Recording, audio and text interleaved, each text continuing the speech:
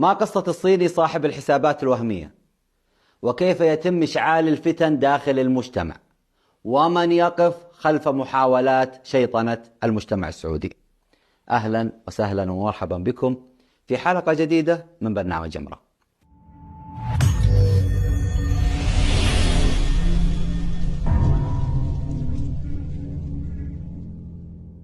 سبق ونشرت حلقات فيها معلومات استقصائية حول الحسابات الوهمية وطريقة هجومها على السعودية، وأسهبت في هذا الموضوع كثيرا.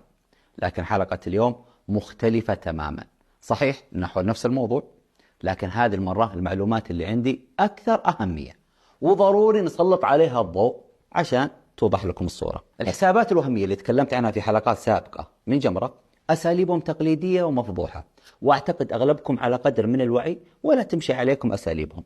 يعني أغلب تلك الخلايا الإلكترونية يستخدمون أساليب مفضوحة، مثل أسلوب استراتيجية النحل، اضرب واجري، وعادة ينتشرون ويشاركون في هاشتاجات مسيئة، يجون مرة واحدة ثم يختفون.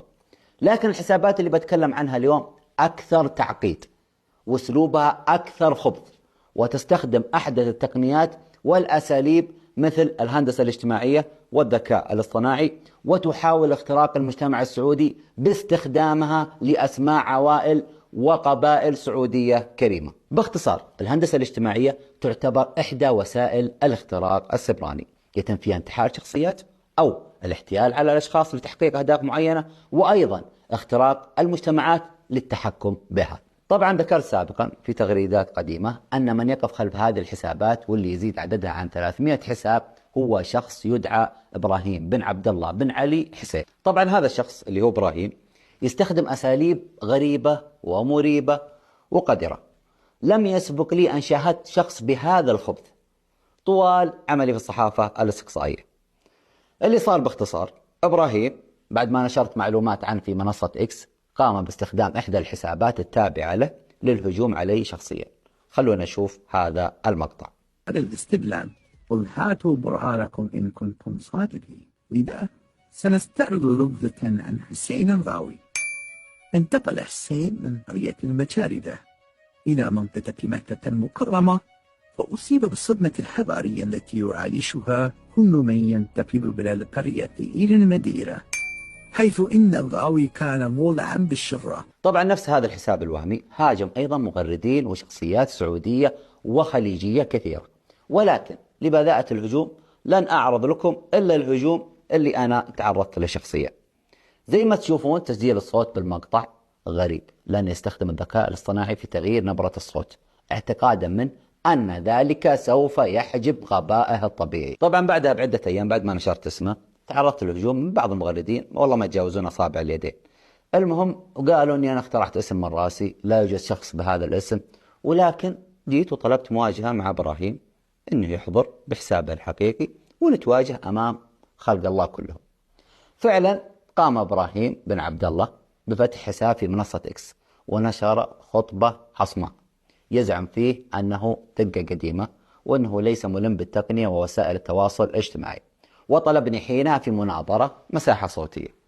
قبلت مواجهته في المناظرة اللي شفتوها كلكم أو أغلبكم، واللي كانت تفتقد لأبسط مقومات وأبجديات الحوار، لأنه كان يخلط كذا في مواضيع كثيرة وشتت المستمع وشتتني حتى أنا، وكان يقاطعني بشكل مستمر.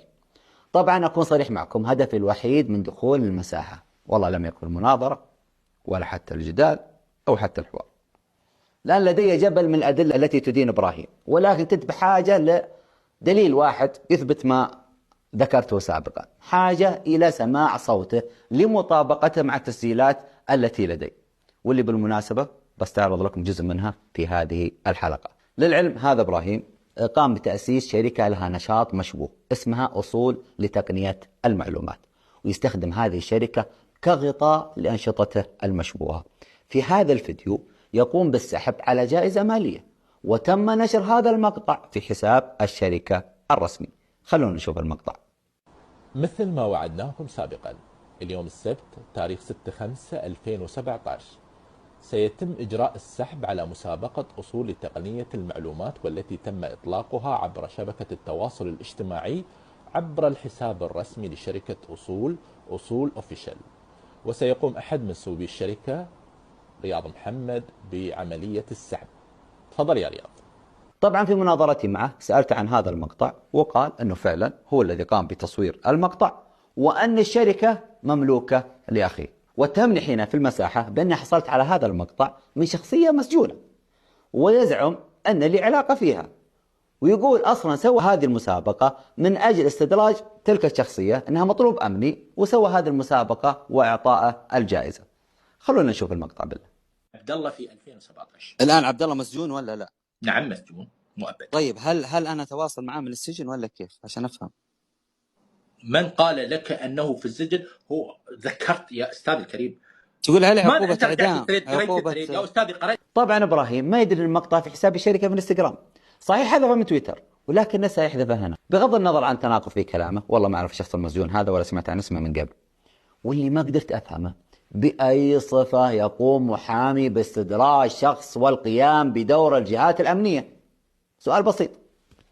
ما علينا. أغلب مقاطع إبراهيم عبر حساباته الوهمية هو أسلوب الشيطنة واغتيال الشخصية من خلال التهديد والوعيد.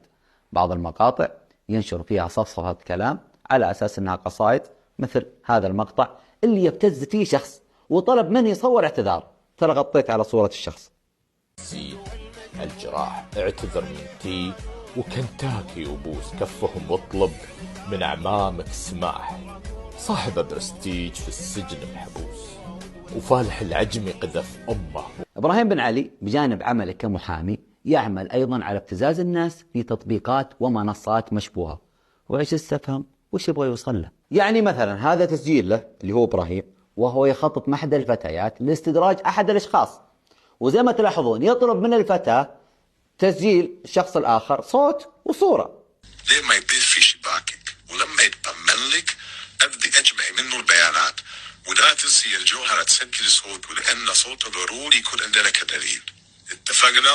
أنا كلمت السلطان محمد الشرب كمان يسجل له. يا بابا هو جالس يقول لي إنه عسكري، أنا غيرت أصلا وجهة نظر، قلت له لا ويشتغل في المطار وترى إنسان عادي، قلت له. ممتاز يا الجوهرة.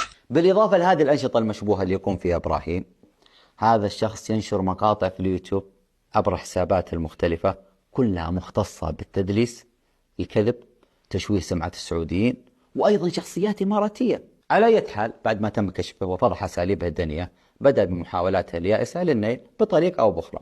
قام بالاتصال بأحد أقاربه بهدف الحصول على معلومات خاصة، وأيضا طلب قولوا الحسين يحذف تغريداته، وكان يقول المستشار في جهة سرية. إحدى هذه التخبطات هو زعم في هذه التغريدة بأنه قام بتوكيل المحامي الدكتور محمد البارقي لرفع قضية ضدي. طبعا قام الدكتور مشكورا بتوضيح الحقيقة ونفي هذه المعلومة الكاذبة. نيجي الآن لموضوع إبراهيم اللي بالمناسبة ليست مجرد مشروع يقوم عليه شخص واحد. أعتقد أن إبراهيم جاب العيد في المساحة وفضح نفسه، ولكن عمله وعمل اللي معه هو خبيث جدا ومنظم. فمن الناحية السياسية حاول إبراهيم ضرب علاقات السعودية في الكويت بعدما أشعل الفتنة بإثارة قضية المطاحن الكويتية والمعروفة عند المغردين بمعركة ذات المطاحن، واللي موضوعها تافه جدا. اللقاء اللي قام بنشره هو تسجيل قديم له أكثر من 9 شهور في اليوتيوب، بالإضافة إلى أنه حاول خلق فتنة بين الشعب السعودي والإماراتي أيضا، وأيضا بين الشعب السعودي والمغربي عن طريق نشر تغريدات مسيئة لكلا البلدين بهدف استغفال السذج، لتبدأ بعدها عملية تراشق بين المغردين ما لها أول ولا آخر. ومن الحسابات الوهمية التي قام بإنشائها هو حساب نورة بنت محمد اللي يتطرق لمواضيع اجتماعية ومتداولة. يا جماعة الخير، حتى انتخابات رئاسة نادي الشباب الأخيرة كتب فيها قصيدة زي ما تشوفون. اسلوب الكتابة بالتغريدات نفسه ما يتغير، بصمة الكتابية، التصاميم، الأرقام، اللغة نفسها بالضبط. ولاحظوا المقطع هذا اللي نشره في حساب نورة بنت محمد، عليه شعار زي ما ذكرت حساب منصة اللي تكلمت عنها في بداية الحلقة، واللي تنشر فيديوهات مسيئة للمغردين. وعلى فكرة كل الحسابات الوهمية السابقة التي سببت إثارة في الوسط الرياضي، من مي العساف إلى مها السديري إلى الدكتورة نوف بنت أحمد، الدكتورة نوف بنت أحمد نشرت عنها 180 صحيفة يا جماعة الخير. تخيل، تذكروا قضية إنه رونالدو وقضية النيابة العامة، 180 صحيفة، الجارديان وصحف غربية وغيرها. كلها تابعة